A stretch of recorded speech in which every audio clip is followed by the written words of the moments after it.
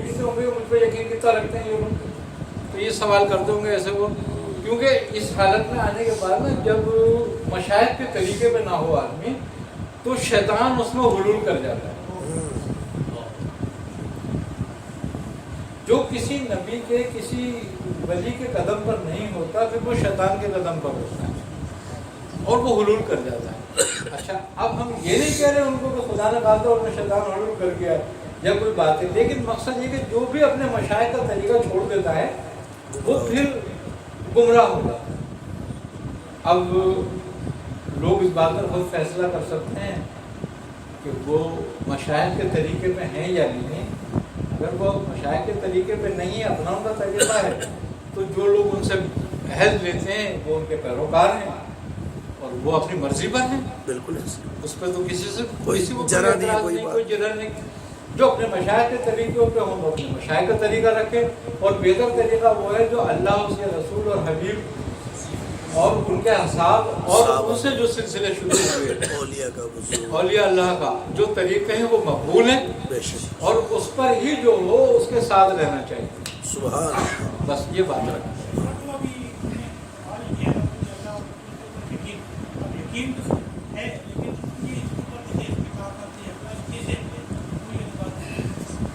استقامت اور اخلاص اللہ اور اس پر رسول پر رکھنا اور یقین رکھنا، تو اس بات کی علامت بات ہے یہ کہ تم میں استقامت اس وقت تک نہیں آ سکتی کہ جب تک تم اس طریقے کو اپنے طریقے پر مقدم نہ کرو.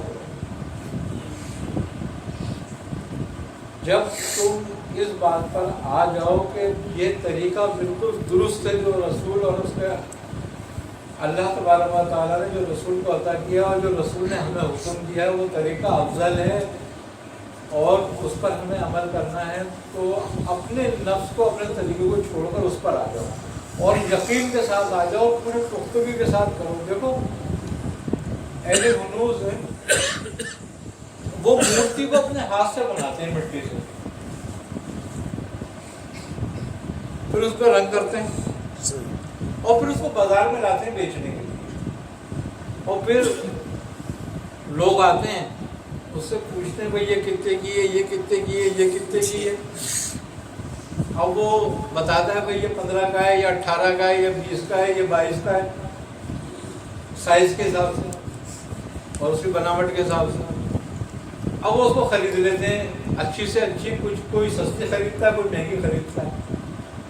اب وہ لا کے اپنے گھر میں رکھتے ہیں، پھر اس پہ ہار چڑھاتے ہیں اور پھر اس کے آگے ہاتھ باندھ کے کھڑے ہو جاتے ہیں. یہ کیا ہے؟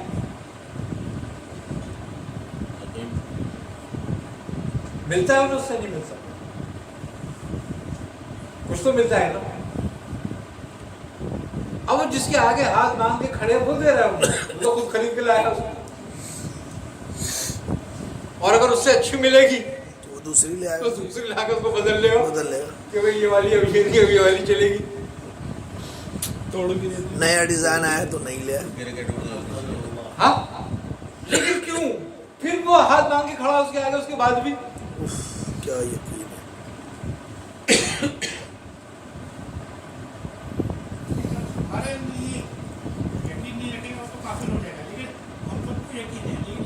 اچھا وہ اپنے یقین سے کافر ہو رہا ہے. بڑے کمال بات ہے یہ یقین کا کہ اس کا یقین اس کو کافر کر رہا ہے، واہ، اور تمہاری بے یقینی تمہیں مومن کر رہی ہے. سبحان اللہ. بتوں سے تجھ کو یا امید خدا سے. مقصد یہ ہے کہ اس کا یقین چاہے کتنے ہی کامل ہو اسے کافر کر رہا ہے،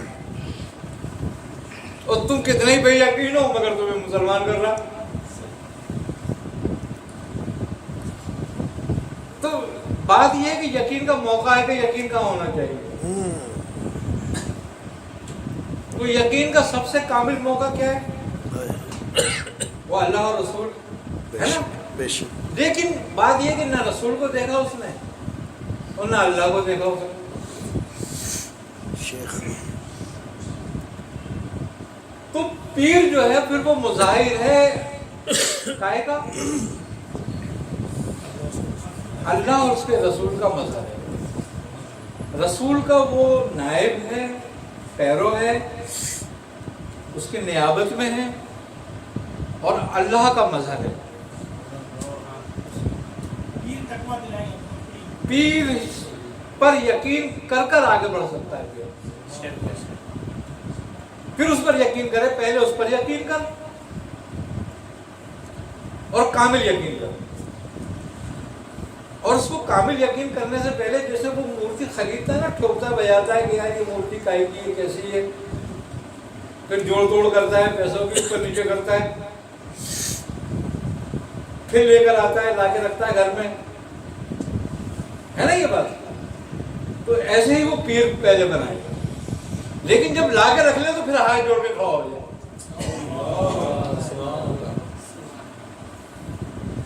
फिर ना निकाले उसको, ना बदले, तो यकीन कामिल हो जाता है। गुरु नानक के पास एक शख्स था और उसने कहा कि गुरु मैं तेरे पास 12 साल से हूं, लेकिन मुझे तो तुझसे कुछ फायदा नहीं हुआ है। उसने कहा हाँ ये बात तो तू सही कह रहा है। तो उसने कहा हो सकता है मुझे कोई नुक्स हो। गुरु नानक ने कहा, उसने कहा नहीं ये मैं नहीं मानता। उसने कहा क्यों? उसने कहा इसलिए कि मेरे सामने बहुत लोग आए और तेरे से फैस पाया और चले गए। तो गुरु तो कामिल है,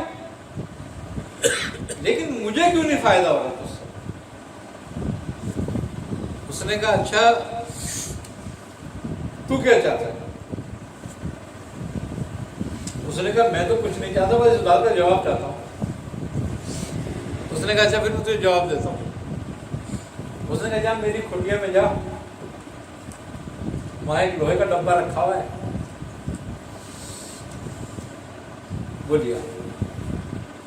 वो गया, लोहे का डब्बा उठा के लाया। उसने कहा खोल इसको। उसने खोला तो उसने पत्थर पड़ा। उसने कहा गुरु इसमें पत्थर पड़ा हुआ, उसने निकाल बाहर पत्थर। उसने पत्थर निकाल लिया। उसने कहा जा किरपान ला उठा के। वो किरपान लाया। उसने कहा रगड़ इसको इससे। उसने उसको उससे रगड़ा तो उसकी हालत बदल गई, वो लोहे से सोने का हो गया। उसने कहा गुरु ये तो सोने का हो गया।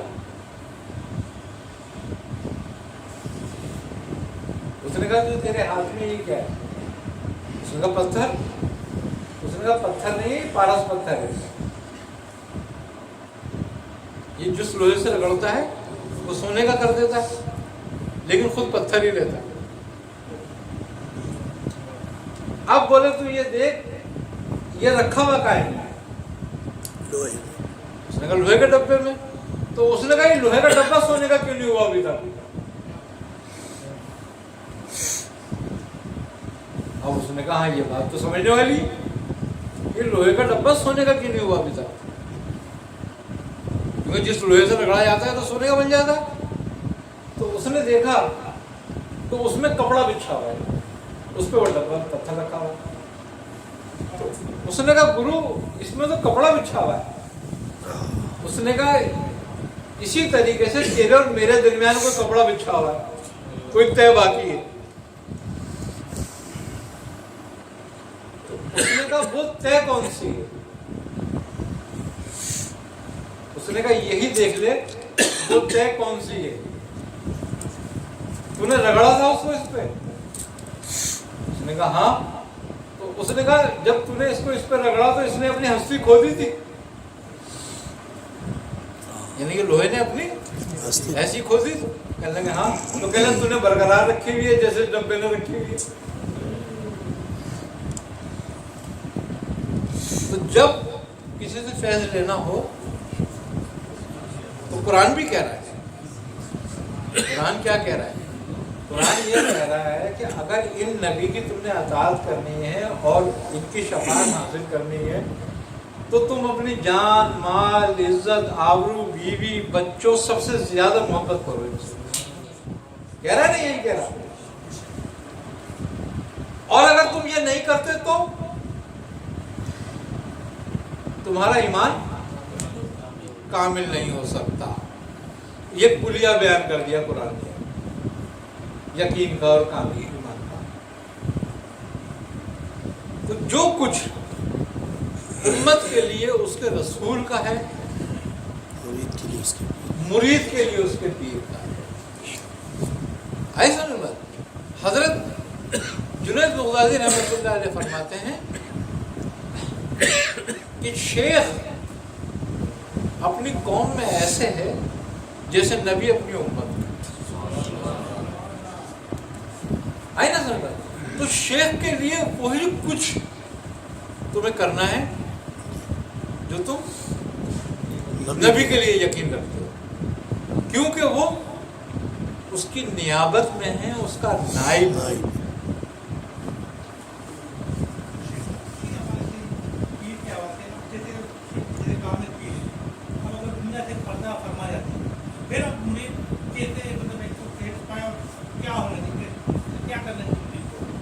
जब औरत का हसब मर जाता है वो क्या करती है? मैं एक बात पूछ रहा हूँ कि जब औरत का हसब मर जाए वो क्या करती है? अगर उसका नाम नफका कोई जिम्मेदार ना हो तो क्या करेगी? दूसरी शादी करेगी। तो अगर मुरीद में कोई नुक्स रह जाए, वो कामिल ना हुआ हो और पीर मर जाए तो दूसरा कर ले। हुक्म है ये बात है तरीकत में कि बिल्कुल दूसरा पीर ढूंढे वो। और अगर वो इस मकाम पर आ गया कि वो उसके पर्दा करने के बाद भी उससे फैज़ व बरकत हासिल कर सकता है तो फिर उसे जरूरत नहीं। जैसे कि एक औरत है और वो बच्चा पैदा नहीं कर सकती है ना, उसका नाम नफका सही है तो उसको निकाह करने की जरूरत नहीं।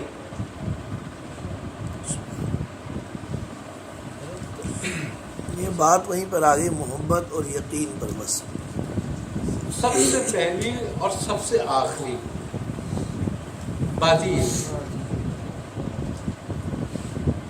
सबसे पहली और आखिरी बात है ये। बाकी तो देखो ये उसूल तो है मोहब्बत करने वालों का, बाकी रह गई बात तनकीद करने वालों का कोई उसूल नहीं। जो चाहे करें, पीर पे करें, फकीर पे करें, बुजुर्ग पे करें, औलिया पे करें, अल्लाह पे भी करते हैं, नबी पे भी करते हैं, सब पे करते हैं, तो किसी का कोई मसला नहीं। हर आदमी का अपना यकीन, अपना इरादा, अपना अकल, अपनी सोच, अपनी फिक्र, अपनी ख्वाहिश, सब कुछ अपनी अपनी है। किसी पर तुम पाबंदी नहीं कर सकते। आई ना समझ में? तो हर आदमी का अपना एक अकीदा है, वो जिस अकीदे पर भी है, अगर वो समझता है कि वो हक है, सही है, रहे उस पर। अगर कोई मुरीद अपने शेख के बैत होता है और बस फैज़ भी मिलता है, 5-6 साल 7 साल उसके साथ रहता है, वज़ाइफ करता है, चिल्ले का 10 मिनट होता है, उसके बाद कोई ऐसी बात पता चलती है शेख किसी लड़की के साथ